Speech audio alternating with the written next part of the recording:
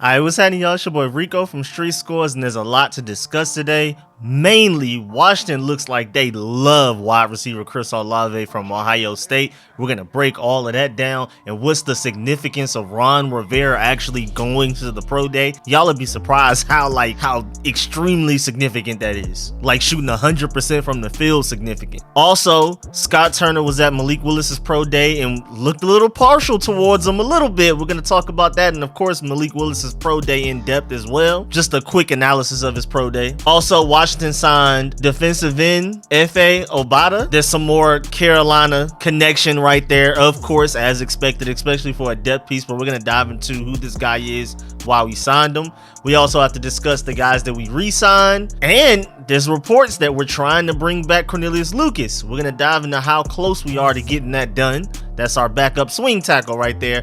And then I also have some more random stuff to talk about at the end of the video as well. So stay tuned for the entire video. And before we dive into all of that, make sure you subscribe to the channel. Hit the bell next to the subscription button so you get a notification immediately. And every time I release an informative and opinionated video just like this one, be on the lookout for my mock draft. But before that, I want to come out with a video breaking down all of the top free agents that are still available at positions of needs. There are some names that you may have forgotten about who were top free agents last free agency cycle, but had less than stellar years this past season, and they may be a sneaky great signing for us to get. And then of course we got to talk about like the Bobby Wagners and Tyrann Matthews and why they would be a great fit and how they would exactly fit on the offense or defense scheme wise and all that type of stuff, how they would improve our team. Also want to do our biggest needs remaining after free agency so far. All of that will come out before the mock draft. Want to make sure I have all of my thoughts organized, and then of course be on the lookout for my chart. Remember last year where I showed y'all exactly which prospects we're interested in, who we had meetings with, who we're connected to, all of that type of stuff, who we met at the combine. So get ready for that chart as well. I'll do a video discussing that and breaking that down when I release that chart for y'all to access as like a PDF file, just like I did last year. So stay tuned for all of the updates, anything revolving this offseason, free agency, draft. I got y'all. But without further ado, man, let's go ahead and get to the video. Let's get it.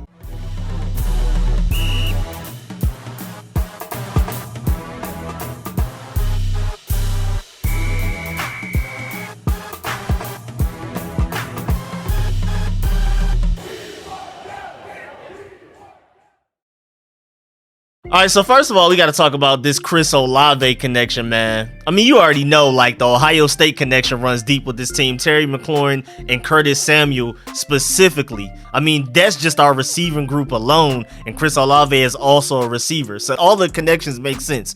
But Ron Rivera, along with 6 other members of the Commander's staff and front office, were present for Ohio State's pro day that just happened today. And of course, the notable players there were Chris Olave and Garrett Wilson. But you also got to remember, CJ Stroud was there throwing for him. So maybe they're taking an early look at CJ Stroud. Maybe they pass on quarterback this year and focus on trying to find one next year. Of course, the CJ Stroud situation and Bryce Young, if they're really as good as people think, we're going to have to pull like an RG3 like trade to get one of those guys. So that's why I prefer to go ahead and get Malik Willis in this draft, because you can probably get him at 11. Maybe not though, and we're going to discuss why. But I've already pretty much given up on the Malik Willis to Washington situation, but I still got to report everything that goes down with Malik Willis. Y'all know Malik Willis is my dog, so any opportunity I can get to talk about him, I'm going to. But just to break it down, out of the most notable guys there, you have Ron Rivera and Martin Mayhew, our head coach and our GM, along with, of course, head coaches and GMs from all kinds of teams. But the huge significance behind Ron Rivera going to the Ohio State's pro day is because whenever Ron Rivera goes to a pro day, they usually take that guy. During his time as a head coach in Carolina, he only attended a handful of pro days outside of North Carolina. He went to Auburn's in 2011, drafted Cam. Went to Stanford's in 2017, drafted Christian McCaffrey. So for the fact that Ron Rivera got out the house and went all the way there, all the way to Ohio to see what was going on in person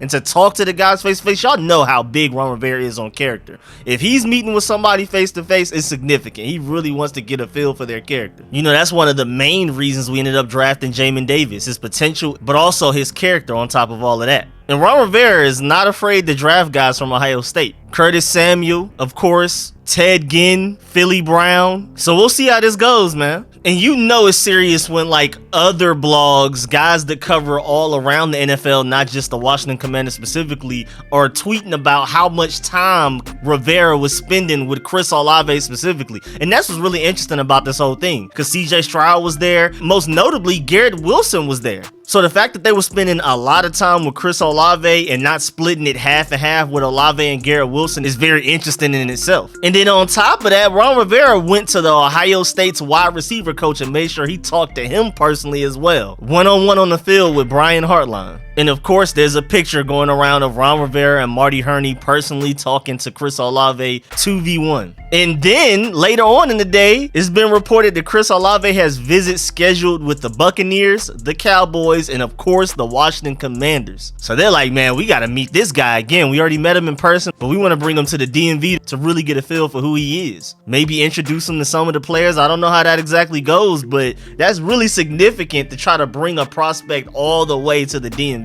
It's also noteworthy that Ron Rivera did not go to Kenny Pickett's pro day or Malik Willis's pro day. Now, granted, he already spoke with those guys at the combine, but if he really liked those guys, he'd probably go watch them throw in person. So that's just another reason why I highly doubt we're taking a quarterback in the first round. But moving to Malik Willis, Scott Turner was definitely there at Malik Willis's pro day. And not only was he there, but he made sure he spoke to Malik Willis separately at some point during the pro day. Either before or afterwards. I think it may have been afterwards. Not exactly sure, but there's literally a picture of Malik Willis and Scott Turner having a one-on-one conversation. And of course, for Malik Willis's pro day, first of all, I think it's noteworthy to point out that he is 6 feet, 225 pounds. Also, even me, as big of a fan of Malik Willis as I am, he's not a finished product, but his upside is crazy. His arm strength during that pro day was crazy. Of course, you don't want to buy into a pro day too much. It's fairly scripted. They pretty much know what they're doing. There's no cornerbacks or DBs out there covering the receiver. They're wide open. But even despite all of that, comparing it to other pro days, Malik Willis was doing some special stuff.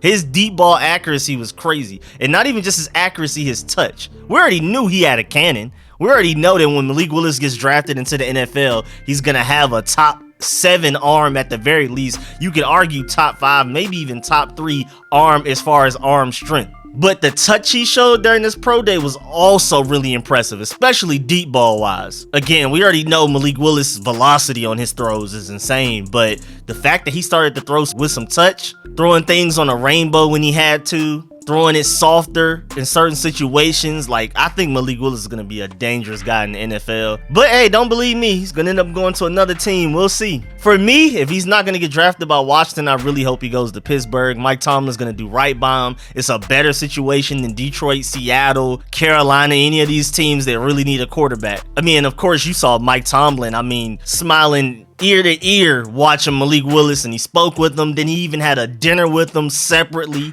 outside of the pro day, like literally had a sit down dinner with him at a restaurant. But back to Malik Willis, another thing that I really like about Malik Willis and why I'm so optimistic about him being a really good quarterback in the NFL is his ability to improve. I mean, he looked better at the Senior Bowl than he looked at really any point during the college season. And then he also looked better in this pro day than he did in the Senior Bowl. And that steady improvement has me very optimistic about him as a prospect, because a lot of quarterbacks don't really improve. They kind of just stay stagnant. They may improve a little bit here and there, but Malik Willis's ability to improve mightily in certain areas, especially with touch, since we last saw him during the college regular season. I love that, me personally, and apparently front offices love it as well, because it's been reported by Doug Kai that Malik Willis is the consensus favorite amongst NFL front offices based on his upside. So yeah, I mean, if it weren't already pretty much impossible for us to get Malik Willis, I think it definitely is now, because I don't think he's going to make it to 11. And I wasn't even sure if we were going to take him at 11 if we stayed there. And as far as the argument for not taking Willis, because we already have Carson Wentz and it may hurt Wentz's feelings.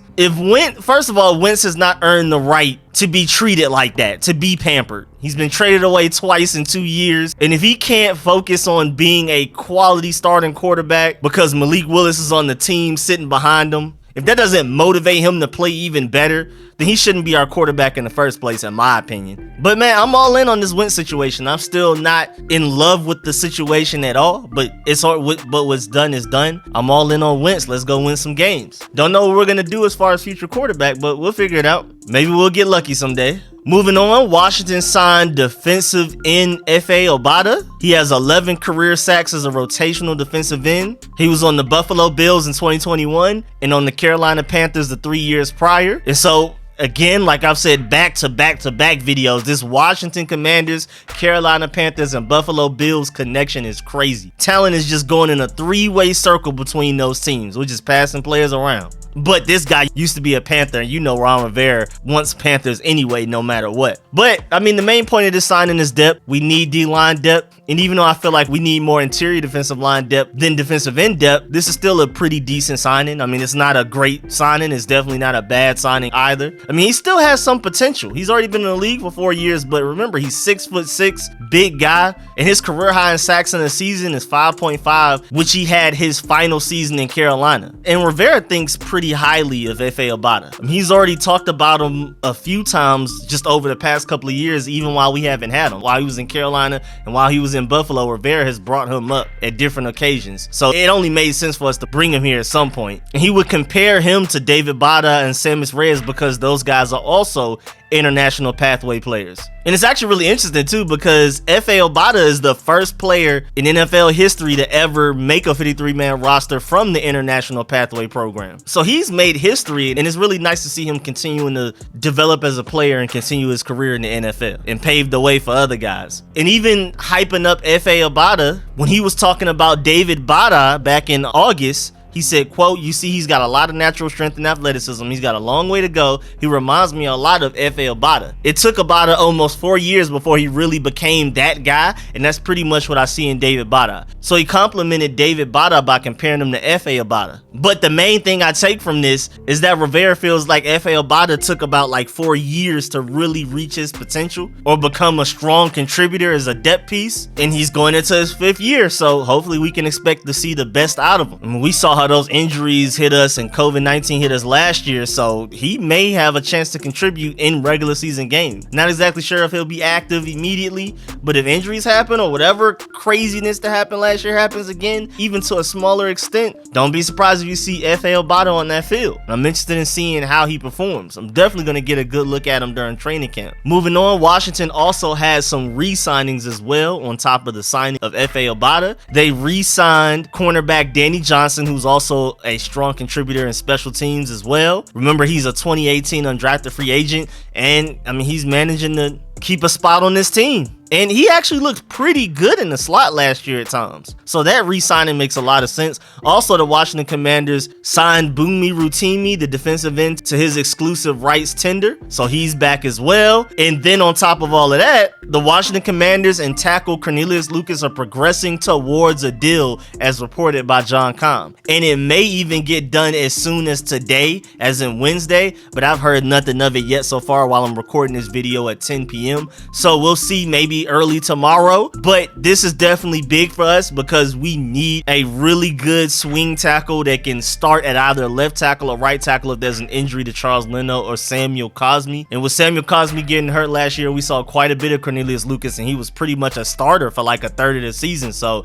bringing him back was a must, and I'm glad that we're progressing towards a deal. And maybe once we knock out a bunch of these free signings, these lesser known names like Cam Sims and Danny Johnson and Cornelius Lucas and all of these guys, once we get them out the way, maybe we'll start to pursue other free agents like a Bobby Wagner or any of those other guys. I still don't think it's very likely that we're going to land a Bobby Wagner or a Tyrann Mathieu or any of those big names, but once we get a lot of these guys re-signing out the way, maybe we'll start targeting somebody in free agency that came from another team other than just Andrew Norwell. Moving on, there's also been some crazy chaos with the Washington organization because they lost their Bud Light sponsorship. And a lot of people are talking about how big of a deal it was, most notably because it went from being an exclusive rights contract sponsorship type of thing to just completely, we don't want to deal with y'all no more. They could have gone to just a non-exclusive version. You know, there's steps between exclusive rights and not doing any business at all. And they just skipped all of it. Like, we want nothing to deal with y'all. And this is one of Washington's top at least 5 sponsorships as far as money goes and contribution to the organization. So this is definitely gonna hurt some, but hopefully they get everything figured out on the business side. But even just beyond that, when you actually read the article that JP Finlay put out, he said that at least 20 non-football employees have left since just the beginning of this year. And there's a quote that says that place is a mess, unquote. So I don't know what's going on in Washington, but the business side is not sounding too good. They even had to find a new radio partner. Odyssey would no longer carry their games. So far, we don't know who the replacement for that will be. But yeah, man, there's a lot going on the business side, and it's not sounding too good. And then lastly, to all of the random stuff, first of all, wide receiver Cam Sims has already talked to Carson Wentz about getting his targets up. He said, quote, there's a plan, unquote. He is not playing. That was so funny to me when I saw that. That man Cam Sims was like, let me go ahead and get in contact with Carson Wentz immediately. Y'all not about to keep doing me how y'all been doing me. At the very least, I'm gonna get to this quarterback and get him the one to throw to me, even if y'all don't want to as far as Scott Turner and Ron Rivera goes. Cam Sims also said that, quote, Carson Wentz likes big receivers, and I'm a big receiver, unquote. And that's a good point.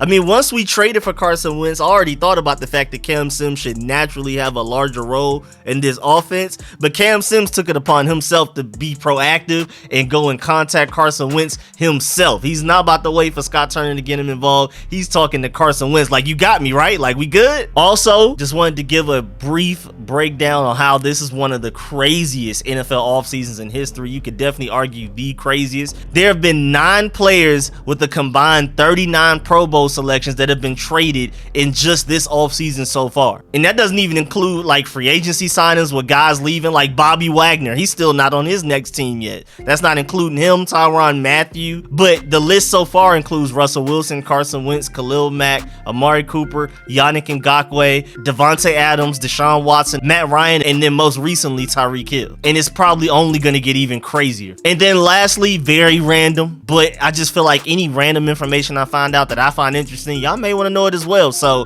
just to let y'all know, the only teams in the NFL without a first round pick in this upcoming draft right now are the Bears, the Broncos, the Browns, the Dolphins, the Colts, Raiders, 49ers, and the Rams. And the Colts, I mean, their situation is crazy. They traded a first round pick and some other stuff to get Carson Wentz, and then they trade him away and didn't get a first round pick in return. So they went from Carson Wentz to Matt Ryan and still don't have a first round pick. But yeah, man, that's the end of this video. Please get in the comment section, let me know how you feel about everything discussed in this video. Please like this video if you liked it, if you learned anything. Man, I always appreciate all of the support, man. Shouts out to y'all, shouts out to all of my sponsors, especially my Pro Bowl sponsors whose names you see scrolling on the screen right now. Man, I really appreciate y'all. I'll catch y'all later.